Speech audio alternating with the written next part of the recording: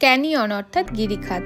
মেঘালয়তে অপূর্ব সুন্দর একটি গিরিখাত রয়েছে, যেটি লাইটলুম ক্যানিয়ন নামে পরিচিত। যারা যারা ভবিষ্যতে মেঘালয় আসবে তারা অবশ্যই এই জায়গাটি ঘুরে যেও।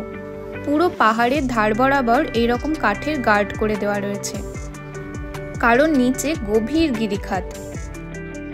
একটা পাহাড়ের পেছনে আরেকটা পাহাড়, তার পেছনে আরেকটা পাহাড়। পাহাড়ের এক এক রকম শেড, কোথাও ডিপ সবুজ, কোথাও লাইট সবুজ।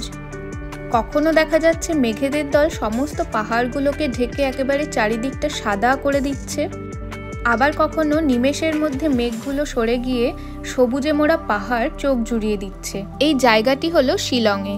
শিলং থেকে চেরাপুঞ্জি আসার রাস্তাতেই পড়বে। রেনি সিজন বাদ দিয়ে বাকি সব সময় এই জায়গাটি অপূর্ব সুন্দর লাগে, কারণ বৃষ্টির সময় চারিদিকটা শুধু মেঘেই ঢাকা থাকে। পাহাড় এবং গিরিখাতের সৌন্দর্যটা উপভোগই করা যায় না।